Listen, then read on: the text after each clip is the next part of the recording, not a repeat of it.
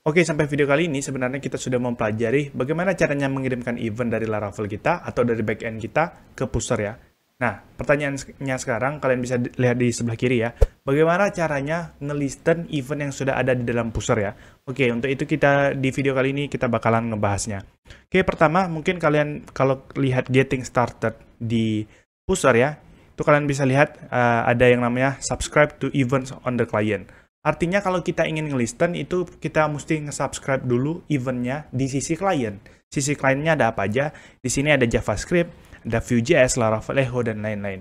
Intinya kita harus menggunakan klien ya, atau front end ya. Oke, untuk itu pertama kita bakalan ke VS Code dan kita bakalan cari di sini pusher seperti ini. Dan kalau kita cari di sini ya, ini ada beberapa file, env example pasti bukan front end. Composer.json juga bukan front end, ini bukan. .php pasti bukan front end, yang front end adalah bootstrap.js ya. Jadi Laravel sudah ada yang namanya starter pack untuk nge-listening event dari sisi front end ya. Oke, saya klik di sini dan di sini kalau kalian lihat di bootstrap.js tepatnya nama filenya, di sini ada import echo dan lain-lain ya. Nah, inilah yang bakalan kita uncomment ya. Oke, pertama saya bakalan uncomment terlebih dahulu dan ini bootstrap.js-nya bakalan saya pakai di welcome.blade.php ya. Karena di web.php kita lihat di sini ada return view welcome. Jadi saya bakalan pergi Ctrl P dan cari welcome.blade.php. Nah, tepat di bawah sebelum penutup tag body ini saya bakalan buat script ya. Script dan buat source. Source-nya kemana? Nah, mungkin ini bingung kita. Karena kalau kita lihat di bootstrap.js, kalau saya klik sidebar-nya, dia ini berada di folder resources namanya, bukan di folder public. Sedangkan biasanya kalau kita mempunyai CSS atau JS itu ditaruh di folder public ya. Nah, untuk itu kita bakalan compile terlebih dahulu yang namanya bootstrap.js ini agar bisa kita pakai di sini nantinya. Oke, untuk mengcompile-nya sangat gampang sekali. Pertama sebenarnya saya sudah menghidupkan server dengan menggunakan yang namanya terminal dari VS Code ya di sini kalau kalian lihat.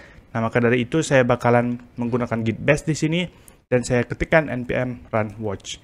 Ini untuk mengcompile saja ya, untuk mengcompile file bootstrap.js. Nah, kalau kalian lihat di sini, dia bakalan error, cannot resolve Laravel Echo ya. Dan di sini juga pusher.js-nya cannot found ya, atau tidak ditemukan. Oke, sebenarnya kalau kalian errornya lain dengan saya, di sini sebenarnya saya sudah npm install ya sebelumnya. Jadi saya sudah menginstal npm di project Laravel saya. Makanya tadi saya bisa menggunakan npm run watch ya. Kalau kalian belum menginstal npm, silahkan install dulu, baru kalian bisa menggunakan npm run watch. Oke, di sini saya npm run watch lagi. Kita lihat apa errornya tadi. Sebentar. Nah, di sini errornya adalah Laravel Echo dan pusher.js tidak ditemukan untuk modulnya. Oke, saya clear. Dan di sini kita kembali di bootstrap.js karena kita sudah mengimport Laravel Echo sama pusher.js. Tetapi untuk modulnya kita belum install, maka dari itu kita install di sini ya. Kalau di Laravel kan biasanya kita membuat seperti ini ya, composer, require, kemudian nama package-nya atau nama dependencies-nya. Nah, untuk di npm kita bisa membuat seperti ini, npm install nama package-nya. Karena nama package-nya tadi adalah pusher.js dan Laravel Echo, maka kita buat saja seperti ini ya. Kita cek lagi pusher.js dan Laravel Echo. Oke, saya enter dan kita bakalan tunggu sampai instalasinya selesai. Oke, di sini instalasinya sudah selesai, saya clear dan saya bakalan kembali ke welcome.blade.php ya. Di sini karena kita ingin menggunakan source, maka kita bisa menggunakan npm run watch dulu. Kita untuk mengcompile file bootstrap.js dan nantinya bisa kita gunakan di welcome.blade.php ya. Nah, ini sudah tercompile ya. Jadi di sini kalian bisa lihat js app.js kita bisa kopikan dan di sini kita bakalan paste ya. Paste di sini. Oke. Jadi hasil compile dari bootstrap.js tadi dia bakalan pergi ke js app.js ya. Oke, kalau kalian tidak percaya kita tes saja di sini. Saya bakalan refresh. Dan saya bakal klik inspect element, kemudian pergi ke konsol. Ini tidak ada apa-apa karena kita menggunakan JavaScript, jadi kita pergi ke konsol ya. Di sini saya bakalan coba testing window.echo. Apakah bakalan ada? Yap, di sini kalau kalian lihat sudah ada objek untuk window.echo ya. Artinya kita sudah berhasil menggunakan bootstrap.js ini. Kalau kalian ragu, kalian bisa komen scriptnya ini terlebih dahulu. Dan saya refresh lagi di browser. Kemudian di konsol saya bikin window.echo dia bakalan undefined. Karena di sini kita komentar script yang mengimportkan bootstrap.js. Oke, saya uncomment lagi dan save. Di sini saya refresh. Oke. Nah, untuk itu sekarang kita bakalan ngetesting ketika kita mengirimkan event dari backend kita, dia bakalan di-listen di sisi frontend ya. Katakanlah frontend-nya yang welcome.blade.php. Oke, di sini saya bakalan memisahkan terlebih dahulu root-nya. Katakanlah di sini saya mempunyai root baru, root get, misalnya message created seperti ini ya, dan dia bakalan jalankan function seperti biasa. Ini simple saja, dan di sini saya bakalan cut yang di sini. Oke, saya cut, taruh di sini. Oke, dan di sini hanya nge-return view welcome, sedangkan root message created dia bakalan memberikan event ya. Oke, kalau di sini saya pergi ke pusher dan ke debug console, mungkin saya bakalan clear logs terlebih dahulu dan dia bakalan seperti ini. Kalau saya refresh di sini, dia bakalan ada connection ya di sini ya, karena kita menggunakan yang namanya Laravel Echo di sini. Laravel Echo simpelnya untuk mengkoneksikan antara front end kita ke dalam pusher ya, seperti itu. Nah, di sini kalau saya duplikat tab saya dan saya bakalan pergi ke message created, kita lihat di debug console, dia sudah mengirimkan message di sini ya. Kalau kalian lihat ketika kita mengirimkan event itu biasanya ada panah seperti ini ya. Jadi kita bisa melihat detailnya. Sedangkan kalau kita mengkoneksikan ya itu seperti ini saja biasa. Oke. Kemudian di sini mungkin saya bakalan ngelisten secara langsung event yang diberikan dari root ini ya di sini. Nah, itu caranya gampang sekali.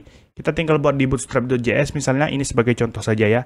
Katakanlah di sini mungkin kalian tidak mengerti bagaimana untuk nge-startnya ya. Jadi kalian bisa lihat di pusher.com dan getting started.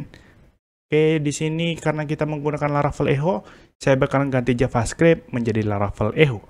Di sini kalian bisa lihat untuk ngelisten, ini kan kita sudah ada ya. Yang di sini kalian lihat ya. Pertama Echo channel dan kemudian listen. Seperti itu saja ya. Ini karena channel.listen dia hanya karena ini ada titik koma ya. Dia dipisah ya. Sebenarnya kita langsung bisa membuat ini one line saja ya. Oke, saya contohkan langsung. Di sini pertama karena kita window.echo ya. Sedangkan yang di sini tadi adalah echo karena dia memiliki echo. Kita window.echo aja. Karena sama saja sebenarnya. Window.echo. Pertama kita bakalan channelnya ya, nama channelnya apa, dan di sini adalah listen.listen. Jadi di sini kita membuat one line ya, tidak seperti yang di dokumentasi pusher. Nah, di sini channelnya apa? Mungkin kalian bingung, kita langsung saja pergi ke message created ya. Kemarin kita sudah membuat di sini nama channelnya adalah message. Kopikan, paste tepat di sini, dan listen kemana? Listen itu biasanya ke nama filenya ya. Jadi di sini nama filenya adalah message created, kita kopikan saja di sini. Copy dan paste di sini, atau nama kelasnya bisa disebut ini ya.